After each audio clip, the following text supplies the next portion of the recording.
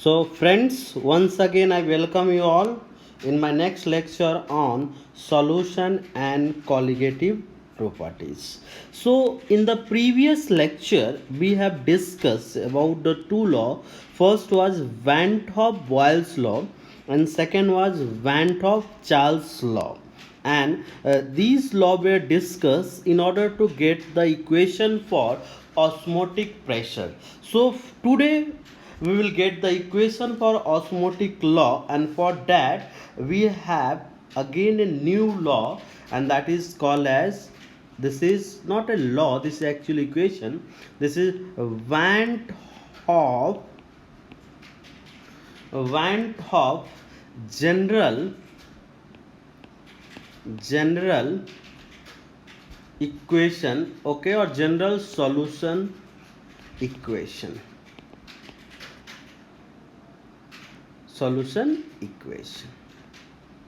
Okay तो ये law देखने वाले हैं, and this is the combined law of, this is van 't Hoff-Charles and van 't Hoff-Boyles. ये दोनों का कंबाइंड लॉ है. तो सबसे पहले हम लोग देखेंगे वैन 't Hoff-Boyles का लॉ. क्या लिखा था हम लोग ने?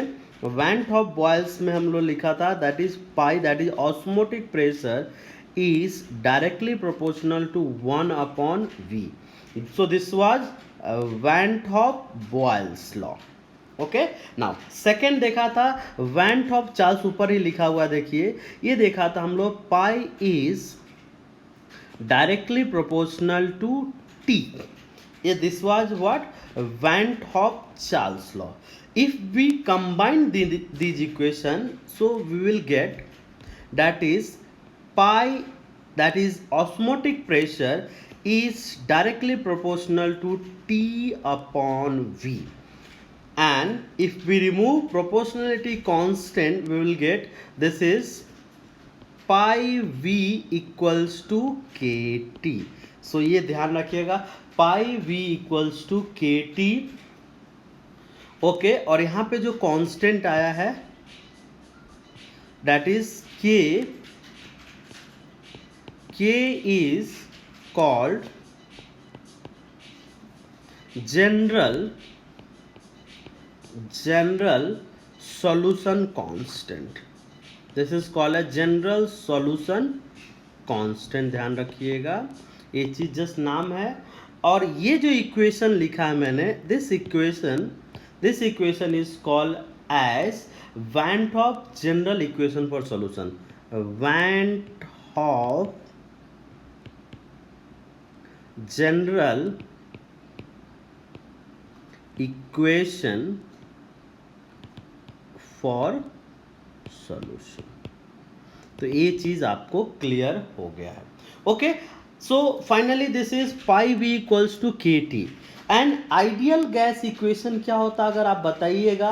Okay, ideal gas, so we have, okay, ideal gas equation क्या होता है? This is ideal gas equation. Okay, तो आइडियल गैस इक्वेशन क्या बोलता है? This is PV equals to nRT, और एक मोल के लिए मैं क्या लिख सकता हूं? PV equals to RT. तो आप ध्यान से देखिए, यहां भी जो है पाई है प्रेशर है, और ये भी प्रेशर है, और V, ये भी V है. तो फाइनली वी कैन राइट, इसको कंपेयर करते हुए हम लोग ये लिख सकते हैं that is pi V equals to RT. ध्यान रखिएगा, pi V equals to RT.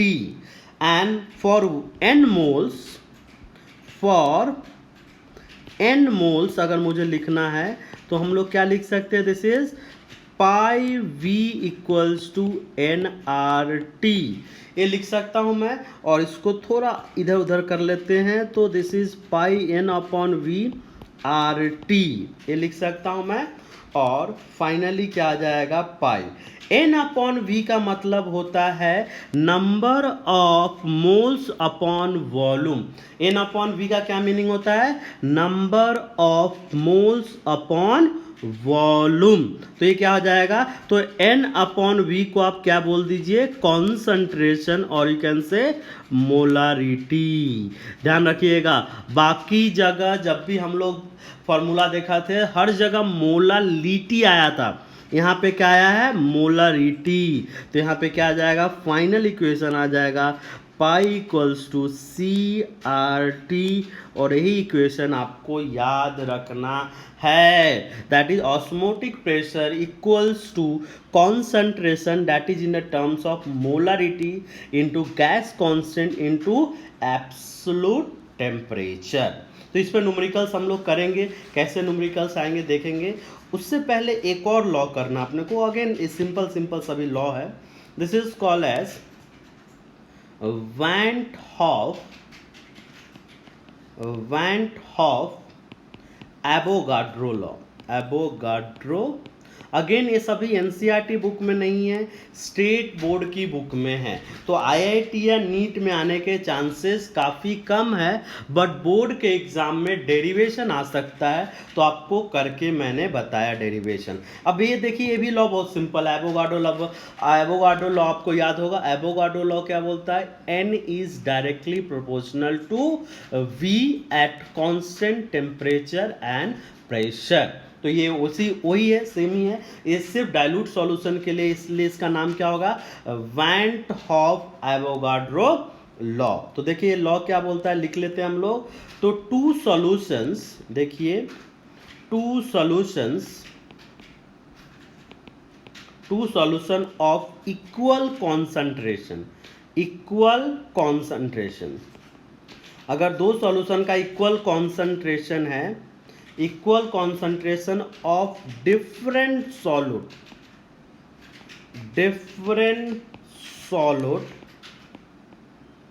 exert same osmotic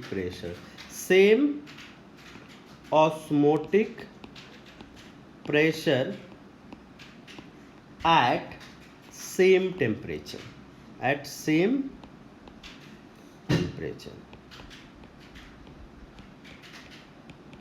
solute अगर चेंज कर दिया तो ऐसा क्यों होता है? देखिए दैट इज, मान लीजिए कि आपका इक्वेशन क्या है? This is pi equals to C R T. Okay, तो अगर आपने सी को कांस्टेंट कर दिया, टी को कांस्टेंट कर दिया, तो ऑस्मोटिक प्रेशर भी कांस्टेंट हो जाएगा। बिकॉज ऑस्मोटिक प्रेशर किसका वैल्यू? आर का वैल्यू आर के इक्वल हो जाएगा, और आर क्या होता है?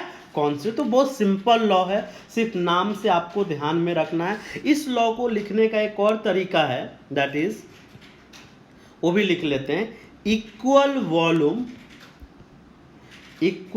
वॉल्यूम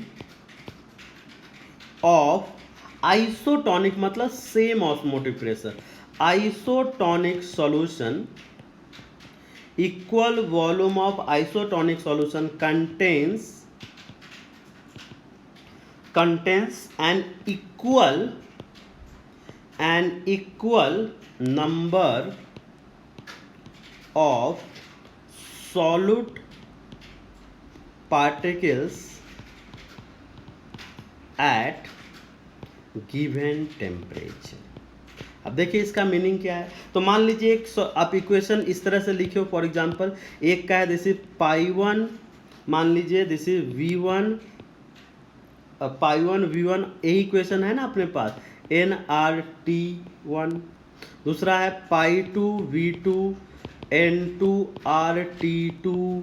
ओके, अगर मान लीजिए कि अगर आप कीजिए this is pi one equals to pi two, V1 equals to V2 and T1 equals to T2, means directly क्या हो जाएगा? N1 equals to N2। यही दिया हुआ है ऊपर। Equal volume of isotonic solution contains equal number of solute. अगर moles constant है तो सॉल्यूट भी का पार्टिकल्स का नंबर भी कांस्टेंट आएगा। तो सब लॉ एक दूसरे से मिलता जुलता है, कुछ भी नया नहीं है, कुछ भी ट्रिकी नहीं है, आपको अच्छे से समझ में आएगा एक बार अगर आप ध्यान से देख लीजिएगा। तो ये लॉज हो गए, हम लोग ने फाइनल इक्वेशन डिराइव कर लिया है। अब हम लोग कुछ टर्म्स देखते हैं जो अपने को ध्यान में रखना है। ओके, अगर मान लीजिए कि अपने को बोला गया ऑस्मोटिक प्रेशर दो मिक्सचर का निकालना, for example osmotic pressure of mixture of two solution, दो सॉल्यूशन का मिक्सचर का ऑस्मोटिक प्रेशर अपने को देखना है। तो बस बहुत सिंपल फॉर्मूला याद रखिएगा, this is what pi one v1 plus pi two v2 equals to क्या हो जाएगा, this is pi one v1 equals to pi two, हम लोग क्या करते हैं दिस इज एन आर और ये दोनों को कॉमन ले लेंगे तो क्या हो जाएगा पाई आर, पाई अगर आप देख लीजिएगा फाइनल क्या हो जाएगा, this is pi R v1 plus v2। Okay, एक minute pi R this is pi one v1 equals to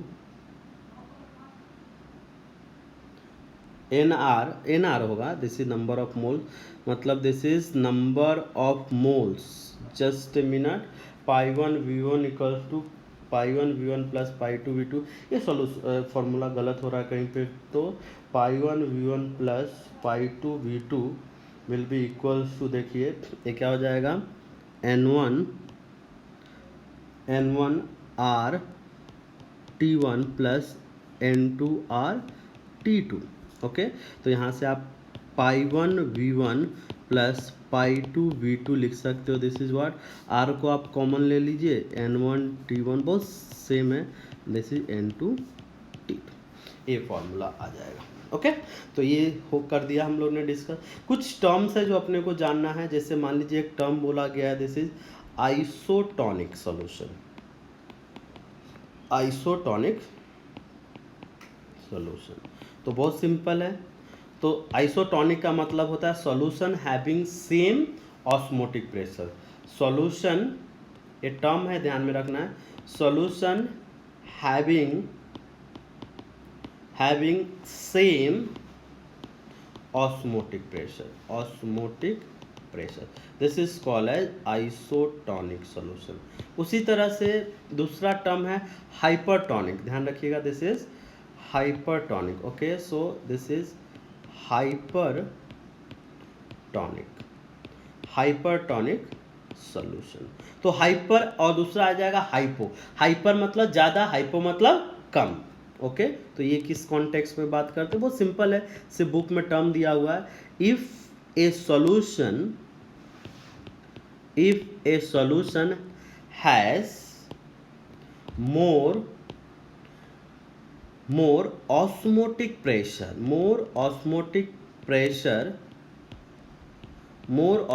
pressure than other, जिसके रेस्पेक्ट में आप बात कर रहे हो, than some other, that is called as hyper, मतलब बोलेंगे ये सॉल्यूशन इसका हाइपरटोनिक मतलब इससे ज़्यादा प्रेशर होगा।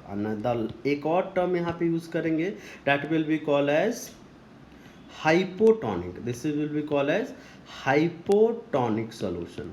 ओके, हाइपोटोनिक सॉल्यूशन, हाइपोटोनिक मतलब ऑब्वियसली क्या होगा, कम, तो सॉल्यूशन उससे कम, solution having less osmotic pressure, so this is all about. Okay, तो ये टर्म याद रखिएगा, आइसोटोनिक का क्या मतलब है, हाइपरटोनिक का क्या मतलब है, एंड हाइपोटोनिक का क्या मतलब है। सो this is all about osmotic pressure, हम लोग ने डिस्कस कर लिया। नेक्स्ट क्लास में नेक्स्ट लेक्चर में हम लोग देखेंगे about the reverse osmosis and जिससे वाटर प्यूरिफिकेशन करते। Okay, thank you.